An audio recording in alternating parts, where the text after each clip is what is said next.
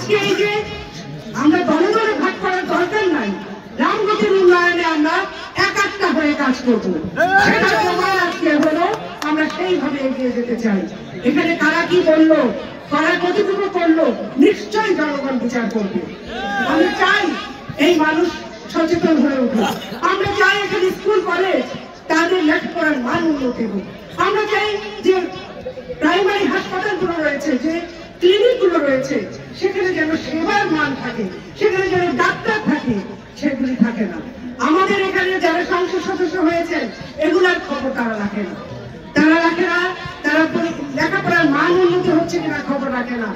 শুধু চিন্তা করে কি করে কিছু গোষ্ঠীকে সুবিধা দিয়ে দিবে। এই গোষ্ঠীকে সুবিধা দিলে কি আমাদের 5 লক্ষ লোকের এখানে সুবিধা কনফার্ম হবে? আমরা চাই সেটা সমস্ত উন্নয়ন হবে, যার উন্নয়ন ভাগিদার হবে জনগণ। জনগণ ভাগিদার হবে সেমন উন্নয়ন, তেমনি উন্নয়ন আমরা করতে চাই।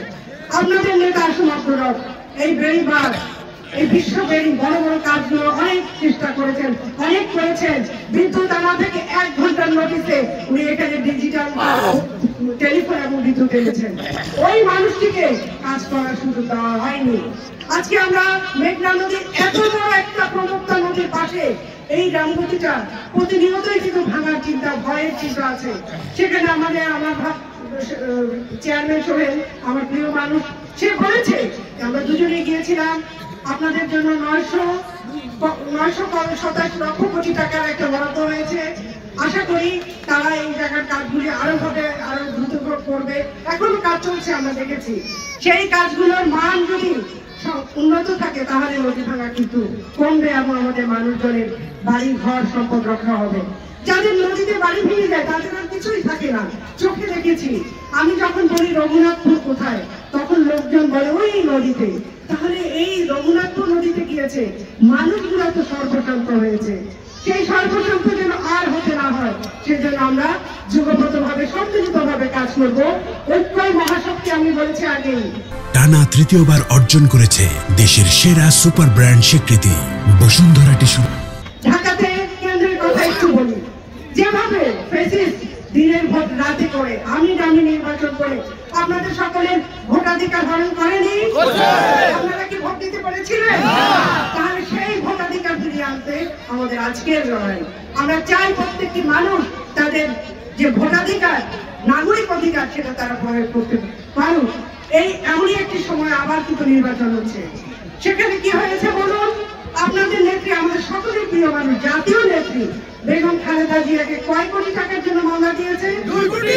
আপনি বলেন কত শত হাজার কোটি তারা পার করেছে, তারা বেগম পার করেছে, তাদের নামে শত শত বাড়ি খোঁজ পাওয়া যাচ্ছে। কোথায় জাতীয় নেত্রী 2 কোটি টাকা? তো একটা ব্যাংকেই ছিল, সেটা তো কোথাও প্রস্তুত হয় নাই। কোথায় আপনাদের এখন কোথায় আছেন আপনারা? সব পালিয়েছেন কেন? সুতরাং আমরা ফ্যাসিজমকে সহ্য করবো না, নিজেরাও ফ্যাসিস্ট হব না। ওই জায়গাটি মনে রেখে আমরা ঐক্যকে শক্তি ধরে একটু একটু করে এগিয়ে যাব। রামগতির বাকি উন্নয়ন কাজগুলো যেগুলি আশা অর্জন করেছিলেন, শেষ করতে পারেননি, সেই কাজগুলি করব। সে কাজগুলি করার একটাই মাত্র কারণ, আপনাদের উন্নয়ন। নদী ভাঙা রোধ হলে যেমন আপনাদের সম্পদ রক্ষা হবে, তেমনি যদি এখানে গ্যাস নিয়ে আসা যায় তাহলে আমাদের গাছপালা রক্ষা হবে। তেমনি যদি আমরা রেল লাইনটাকে এখানে বিস্তৃত করতে পারি, এটা আমার স্বপ্ন, তাহলে আপনাদের যানবাহনে আপনাদের অনেক সুবিধা হবে। এই কাজগুলি আমরা করতে চাই। আপনারা যদি আমাদেরকে আজকে যে অভূতপূর্ব আয়োজন করেছেন, যেভাবে আপনারা সকলে মিলে মাঠে নেমে এসেছেন, আমাকে যে সমর্থন দিচ্ছেন, যে সাহস দিচ্ছেন, আপনাদের এই সাহসের সাথে আমি ওয়াদা করতে চাই রামগতির উন্নয়ন হবে।